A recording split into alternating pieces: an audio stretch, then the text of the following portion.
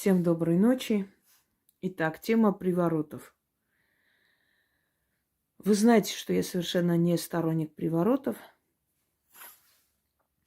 Я вообще считаю, что никакими приворотами счастье невозможно к себе притянуть. Но приворотная магия– часть магии, поэтому я показываю вам, что я это могу, умею, и магия не творится в белых перчатках. Магия может быть зловещей, магия может быть опасной. И это нужно знать.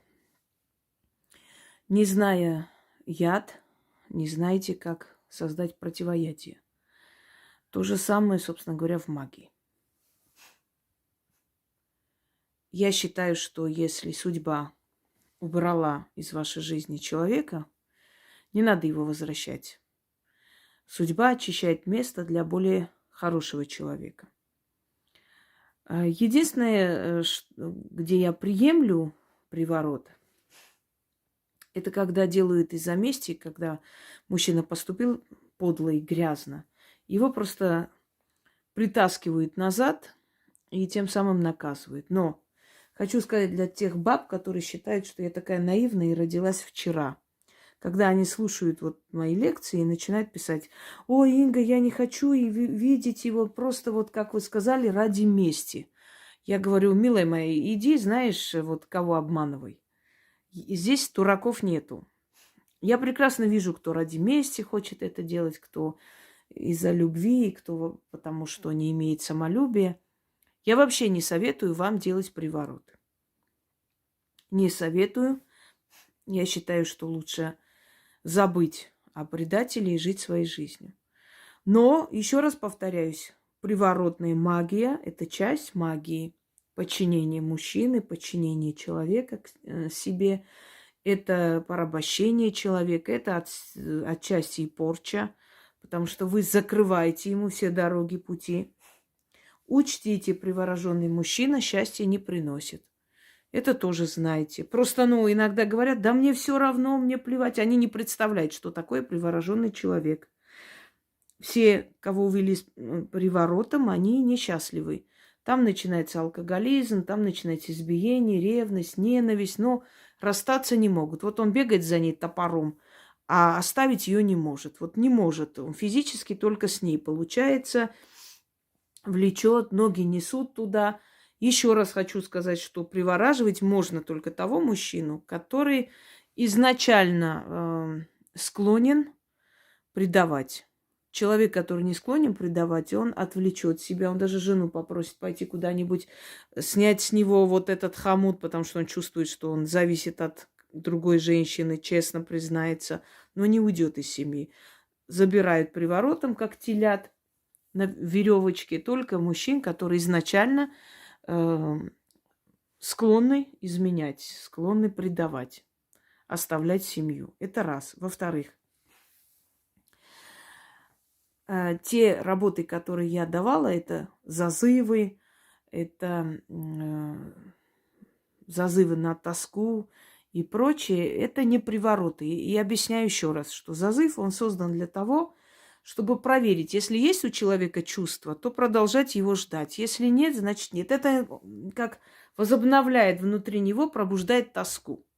Вот если он действительно любит и там обиделся, или он, такой человек нерешительный, в нем это все пробуждается, он усиливается и, собственно говоря, вы соединяетесь. Если он не реагирует на зазыв, значит, у него нет к вам чувств никаких. Оставьте его в покое и живите новой жизнью.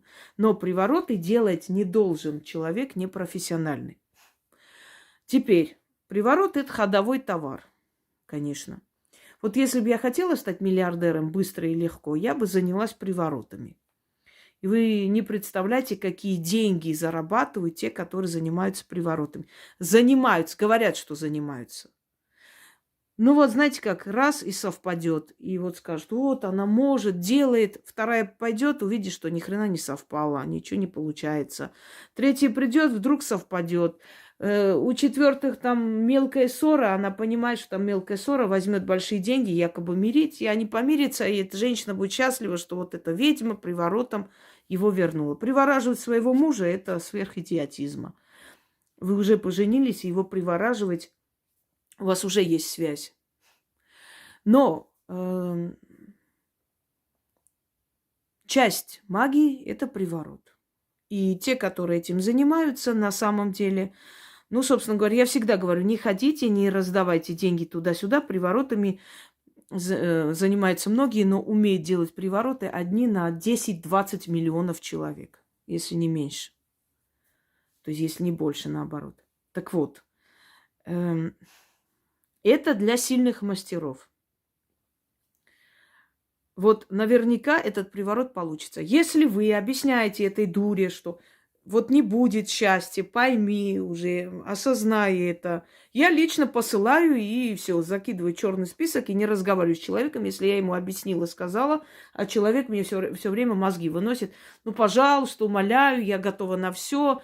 Это сейчас она говорит, готова на все. Потом будет приходить, умоляю, прошу, вот разведите нас, это все уберите, я не могу с ним жить, он меня убивает, уничтожает и так далее. Мне же нервы не выдерживают. Уже были такие случаи, поэтому я не хочу. Если я делаю, у меня наверняка получится. Но они же не понимают всю ответственность. Они думают, что ну это я сейчас вот это вот. Она говорит, лишь бы что-нибудь сказать. На самом деле все будет хорошо. И когда действительно наступают последствия приворота, то есть человек просто прилепляется к вам, и вот никуда не уходит, и уже невыносимая жизнь, приходит, просит это все снять. А снять свою работу очень неприятно. Это непросто, это трудно. И люди не понимают, что они заплатили за одну работу, а нужно платить еще за другую работу, потому что ты не обязана свою силу просто так тратить. Понимаете, и было по молодости, делала нескольким людям, когда видела, что у них действительно там любовь, кто-то мешает и так далее. Но потом плюнула на это. Не хочу, мне это неинтересно. И еще раз говорю, я не возвращаю, я этим не занимаюсь. Я это умею, могу, но я не хочу этого делать. Но те люди, которые практики со стажем, и они хотят сделать кому-то, вот объясняйте человеку, говорите человеку, все за и против, честно. И если человек ни в какую, нет, хочу и все, хорошо. Как говорится, ты хочешь, никаких проблем. Предупреждаю, этот ритуал, он очень сильный, действенный, он получится наверняка, даже сомнений никаких быть не может. Он получится, но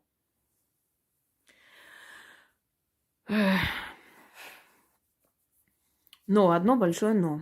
Сейчас вот все могуйки прибегут делать этот ритуал, ведь у Хосроевой все получается, мы знаем, что у нее работы все получаются. Сейчас я вот ее работу возьму, буду делать этот приворот, и потом мне слава, деньги, всемирно известно, счастье. Они уже чувствуют себя вот под софитами, уже все фотографируются, журналисты уже бегают за ними, автографы просят, уже чувствую, слава приходит. Нет, не так все легко и просто. Этот ритуал, этот приворот может провести только тот практик, который уверен в своих силах, который действительно практик, и он это знает. Не шизофреник какой-то, который сам себе придумал, а который практик. Этот ритуал может провести только практик, у которого 10 лет хотя бы работы в магии, и больше никто. То есть практик настоящий, который уверен в своих силах и знает, что он практикует. И тот практик, который больше 10 лет работает в этой сфере, он знает, кому можно это провести, кому нельзя провести. Он просто так абы кому не проведет. Если этот ритуал затронет человек, не умеющий, если этот ритуал затронет женщина тупая, которая не слушает ролик, приходит, говорит, а я провела, я просто не знала, что для практиков, я так чуть-чуть послушала и не особо вникла. Плевать.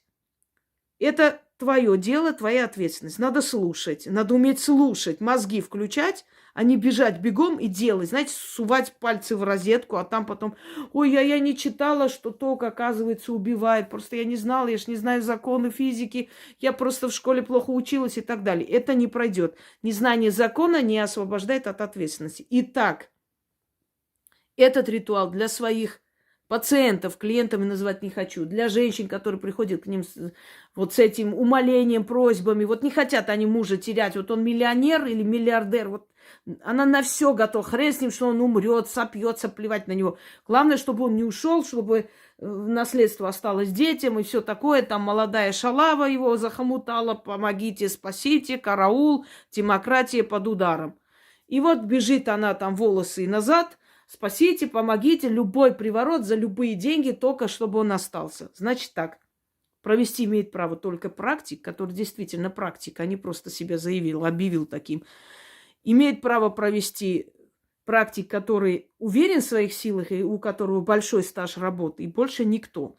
Если это сделает обычная женщина, она обрекает на смерть своего мужа. Знайте это раз. Еще раз говорю, обычно женщина это сделает, может закончиться смертью мужа. Потом не говорите, что я вас не предупреждала. Если это сделает человек, который не практик, и возьмется и сделает, обрекает на смерть себя. Теперь можете сказать, что я специально запугиваю. Это фигня, это все специально делается, просто чтобы мы не трогали, да знаем, все нормально, обойдется, все будет хорошо. Еще раз говорю, не настоящий практик, который затронет эту работу, чтобы бабки получить. Получится все, но вы умрете. Это раз. Человек, который пойдет, не будучи ведьмой, сделает этот приворот, убьет своего мужа. Это два. Теперь как хотите. И не говорите, что я вас не предупреждала. Я сказала, моя совесть чиста. Все, переходим к работе. Значит так, что нужно делать практику? Если женщина хочет приворожить, то есть навеки привязать. Да, еще один момент. Если вы это проведете, вы от этого мужчины не должны никуда уйти. Подумайте 1 250 000 раз. Вы от этого человека не должны уйти. Вы не можете уйти. Этот приворот невозможно потом перебить. Возможно, может быть, я сделаю, потому что я как бы практик. Но я не берусь за это. Я создала эту работу, я могу перебить, но я не буду за это браться. Поэтому 100 000, 1 000 000 раз подумайте, вы хотите с этим человеком быть? Вы согласны? Вы готовы быть с ним до конца жизни? Тогда проводим. Ну, по крайней мере, до смерти одного из вас. Пока смерть вас не разлучит. Что может быть? Если это жена, то муж вернется, конечно. Не знаю, простите вы эти обиды, нет, счастье получится, нет, это уже ваши проблемы. Но как вы жили, так и будете жить, собственно говоря, ничего не изменится. Если это чужой муж, вы разбиваете, тащите с его семьи, он будет пить. Это запомните. Он может все потерять, он может быть вам не нужен, но он останется с вами. Если это любимый человек, не надо это делать. Дайте природе, мирозданию провести свою работу без ваших этих самодеятельностей. Не надо на любимого делать, испортите дело. Он может быть с вами, он женится на вас, но счастья не получится. Еще раз повторяюсь, приворот – это порабощение. Это когда вы привязываете к своей энергии мужчину, и он без вас не может жить, но и с вами не может жить. И там счастья нету. Я ведьма, я ни одного мужика себе не привораживала. Специально, чтобы он меня любил, со мной жил. Клянусь, ни разу. Я не хочу, для меня это унизительно. Бывало, что я любила, бывало, что понимала, что человек не будет со мной. Мне было плохо, я страдала, но я это перетерпела. Я даже не подумала ни разу пойти специально провести, вот, чтобы он со мной был. Запомните это. Мне это не нужно. Я себя уважаю. Я не хочу, чтобы всю жизнь я жила с человеком, думая, что я на него что-то начитала. Запомните это. Итак, смотрите. Одним словом, вы все нюансы за и против сопоставили, объяснили, сказали, человек нет, нет, нет, нет, хочу, я на все согласна. Изначально скажу, плату вы имеете право брать только по результату, но плата большая должна быть. За маленькую плату такое делать нельзя, заболеете потом. Большая плата. Ну, не миллионы, но почти 100 с чем-то тысяч. Это тоже учтите. Потому что за такую работу надо брать большую плату. Это работа с силами кладбища. Значит так. Человек либо приезжает к вам, либо отправляет вам 9 замков с ключами. Маленькие замочки. Можно очень маленькие, миниатюрные, потому что их нужно будет закопать на кладбище. 9 замков с ключами. Их фотографии, где вы одни. Вот лицо видно, и он, и вы. Или полный рост, желательно, или вот где лицо видно, и за вашей спиной ни кошек, ни собак, никого не должно быть, и людей тоже. 2 фотографии, красную шерстяную нить. Отправляет практику женщина, которая хочет приворожить кого-то. Навеки вечные, привязать к себе. Эта женщина должна найти на кладбище могилу одноименную с мужем. Ну, если это мужчина, мужчина тоже может женщину приворожить. Это приворот на любого человека, на кого вы хотите. Отправляйте 9 замков, отправляйте фотографии ваши и отправляйте красную шерстяную нить. Далее. Любой вторник, это только во вторник проводится, вечером, уже когда солнце село, желательно ночью, уже там, когда космос свободен. Ведьма ставит эти 2 фотографии перед собой, расставляет эти ключи. После чего, то есть не ключи, а замки, открытые замки. Если ключом закрывается, хорошо, если он там замыкается прям вот как бы таким образом, тоже нормально. Кладут фотографию лицом к лицу. Нужно завязать этой красной нитью 9 узлов в конце и закрыть. Положите фотографию на алтарь. Берете один замок в руки. В другую руку замок в левую руку, значит, свечу в правую руку. Красная свеча должна быть. Красная восковая свеча. Можете зажечь несколько для того, чтобы полностью ритуал завершить. Зажигайте красную свечу. Крутите над фотографией. Если будет капать на фотографию, ничего страшного. Говорите заговор. Я здесь условно назвала Иван да Марья. А вы там назовете их имена. Сказали заговор, в конце на латине слова говорите, закрывайте этот замок, кладете рядом с фотографией. Там есть такие слова, на первый замок закрываю, закрыли, положили. Потом на второй замок то же самое начитываете, крутите красной свечой над фотографией, говорите, на второй замок закрываю. Просто слово первый заменяйте на второй, третий, четвертый, пятый, 9. 9 замков. Закрыли. Это все кладете в какой-нибудь мешочек. Мешочек неважно какого цвета. Фотографию в красную материю так завернули. Тоже туда, в этот мешочек. И это все отдаете в руки этой женщины или отправляйте по почте, если она далеко находится. Она это все получает. Неважно, в какой день она получила. Фотографию она прячет у себя там дома, чтобы не видели. Эти замки, в какой день она получила, в течение 3 дней под вечер она должна пойти на ту могилу одноименную с ее мужем, молча закопать эти замки, прям закопать, не просто там класть или снегом закрыть, нет, закопать. Она может заранее пойти на эту могилу и сделать вот это вот, то есть эту яму маленькую, и уже быть готовой к тому, что в течение 3 дней, как получит эту посылку, она должна фотографию класть, где-нибудь дома спрятать.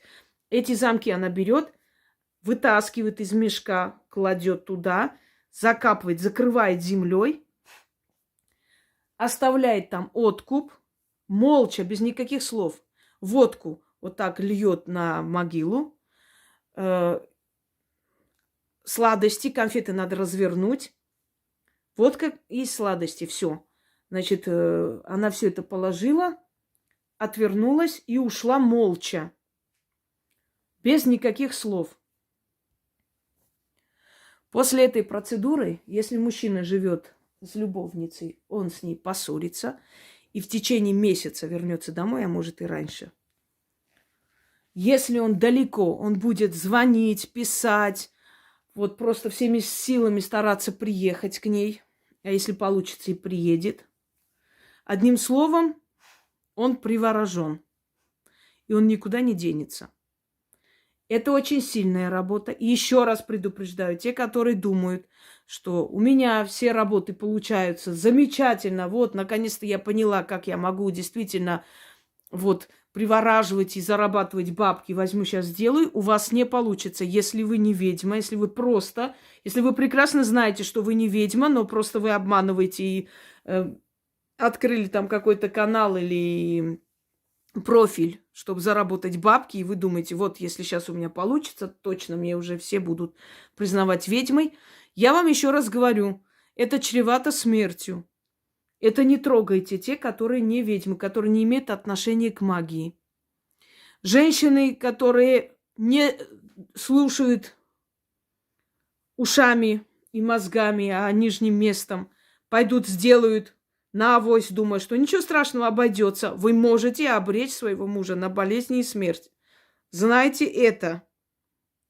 Итак, почему я так говорю? Потому что люди, которые действительно практикуют и много лет, они редко берутся за это, они знают, что это не самое лучшее, и им это мало интересно на самом деле. Поэтому они 1000 раз подумают, взяться за такую работу или нет. Начнем. Ой, извиняюсь. В левую руку взяли открытый замок, в правую свечу. Я уже все действия в начале ритуала сказала. Да, и если мужчина вернется, если получится все, обычно получается, эта женщина должна откупиться. Если женщина не откупится, она очень дорого за это заплатит. Не надо работу обратно забирать, не надо там писать какие-то там оскорбления, не надо ничего. Знайте, если она не откупилась, она очень дорого за это заплатит. И если у нее есть мозги, она откупится. Назначайте большую плату. Изначально говорите, вот это будет вот такая плата. Если он вернется и все получится, ты должна будешь мне оплатить вот такую плату. Согласна? Тогда начнем. Ну, если она сказала да, потом подумала, а нахрена, зачем мне это надо? Ну, знаете ли, это уже потом. Пусть потом не, то есть пеняет на себя. Потому что в этом деле обманывать это смерти подобно и очень большая глупость. Читать буду один раз, потому что заговор длинный, да и нет смысла много раз читать. Огнем кручу, огнем верчу, ворожу и соединяю Ивана да Марью. Морок на Ивана напущу, огнем его сердце сожгу. Жги, свеча, его сердце и разум, гони его всеми дорогами, из всех порогов. К Марье. Беги, Иван, к ее ложе, к ее телу. Заклинаю всеми дьяволами. Сантас куисор каракус арне. Ворочайте его, силы демонов, чтобы он не мог спать, не есть, пока не явится к Марье. Привязываю вас воедино на вечные века. Как мертвец привязан к могиле своей, так и ты, Иван, привязан к Марье. С могилы мертвец не встанет, так и вам, Иван да Марья, никогда не расстаться, вместе навеки остаться. Закрываю вас, соединяю вас на первый замок, словом могучим даю зарок, свидетели, тьма и свет, мертвые и живые, боги и демоны, вам отныне быть вместе. Semper juncti amor in sepostiae, id canditam, testes daimones, tu simul in esterum, santes guisor caracos arne, santos guisor caracos arne, santos guisor caracos arne. Закрывайте замок. Кладете рядом, берете следующий замок, и так 9 раз. А что ей делать и как откупаться, я уже сказала. Могильной землей – это один из самых сильных приворотов. Назовем его черное могильное венчание. или как-то по-другому. Еще раз предупреждаю, прежде чем это делать, пожалуйста, прослушайте внимательно. Сила не простят вас, если вы влезете туда, не имея навыков и разрешения. Если имеете, можете делать. У вас получится. Всем удачи!